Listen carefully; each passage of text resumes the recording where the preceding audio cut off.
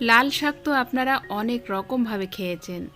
আজকের পর্বে শেয়ার করব লাল শাক দিয়ে সম্পূর্ণ নতুন ইউনিক একটি রেসিপি। আশা করি রেসিপিটি আপনাদের সবার ভালো লাগবে। ভালো লাগলে প্লিজ একটি লাইক দিতে ভুলবেন না, শেয়ার করবেন, চ্যানেলটিকে সাবস্ক্রাইব করে সাথেই থাকবেন। এখন চলে যাচ্ছে মূল রেসিপিতে, দেখে নেব পুরো রেসিপির প্রস্তুত প্রণালী। রেসিপিটি বানানোর জন্য আমি এখানে পরিমাণ মতো নিয়েছি লাল শাক। লাল শাকটাকে কেটে আমি সুন্দর করে ক্লিন করে নিয়েছি জল দিয়ে। তারপরে এগুলো একটু ছোট ছোট করে কেটে নিতে হবে।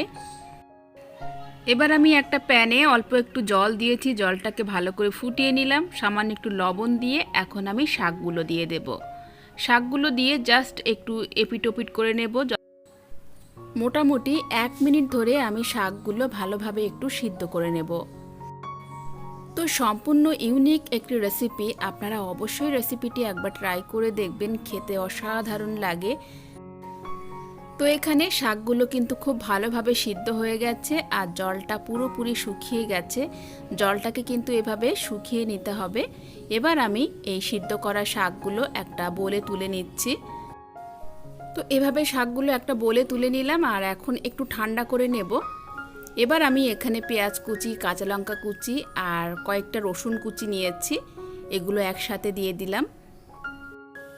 এবার আমি এখানে দিয়ে দেব বেসন। আমি এখানে 2 টেবিল চামচ পরিমাণ বেসন দিয়ে দিলাম। সামান্য একটু লবণ দিয়ে দিলাম, যেহেতু আগে শাকে একটু লবণ দিয়েছি তাই ব্যালেন্স করে আরও একটু দিয়ে দিলাম। তো সব কিছু দেওয়ার পর এখন সব উপকরণ একসাথে খুব ভালো করে মাখিয়ে নেব। আর এভাবে মাখাতে মাখাতে এটা একদম ডোয়ের মতো দেখতে হবে। তো এখানে খুব সুন্দর করে আমি মাখিয়ে নিলাম শাকের ডোটা। এবার আমরা চলে যাব পরবর্তী রান্নাতে। আমি এখানে প্যানে সামান্য পরিমাণ সরিষার তেল দিয়ে দিলাম। সরিষার তেল দিয়েই অবশ্যই আপনারা এটা ভাজবেন, তাহলে খেতে অনেক সুস্বাদু হবে। আর খুবই সামান্য পরিমাণ তেলেই কিন্তু আপনারা এটা ভেজে নিতে পারবেন। তো এখন আমি ডো থেকে এরকম সুন্দর করে একেবারে যেভাবে আমরা বড়া বানাই সেভাবে আমি বড়ার শেপে শাকগুলো দিয়ে দেব একে একে। আর সাইজটা আপনারা আপনাদের পছন্দ মতো করবেন, ছোট বড় যেভাবে আপনারা পছন্দ করেন সেইভাবে দিয়ে দেবেন। তো এখানে এখন একটা পিঠ হতে থাক আর ততক্ষণে আমি উপর থেকে ছড়িয়ে দিচ্ছি কিছুটা পোস্ত। পোস্তটা অবশ্যই দেওয়ার চেষ্টা করবেন, এটা খেতে দারুণ টেস্টি হবে। আর পোস্তটা কিন্তু সাথে সাথেই দিয়ে দেবেন যাতে উপরে নরম ভাবটা থাকে, এতে করে পোস্তটা খুব ভালোভাবে চেপে যাবে মানে শাকের ভিতরে। এবার আমি একটা খুন্তি দিয়ে বড়ার উপরে পোস্তগুলো আরও একটু চেপে চেপে দিয়ে দিচ্ছি যাতে পোস্তগুলো ছাড়িয়ে না যায়। তো এখানে বড়াগুলো দেখতে কিন্তু অসাধারণ হয়েছে আর এগুলো দেখতে যতটা সুন্দর খেতেও কিন্তু ততটাই সুস্বাদু। একটা পিঠ হয়ে গেছে, এখন আমি এগুলো আলতো হাতে উল্টিয়ে দেব। আর এই পিঠটাকেও এখন একটু লো টু মিডিয়ামে রেখে জাল করে নিতে হবে যাতে একটু ক্রিস্পি হয়। তো 1 মিনিটের মতো লো টু মিডিয়ামে রেখে আমি বড়াগুলো জাল করে নিয়েছি আর এখন এই পিঠটাকে উল্টে দিলাম। তো একটু কাছ থেকে আপনাদের দেখিয়ে দিচ্ছি এগুলো দেখতে কতটা লোভনীয় হয়েছে।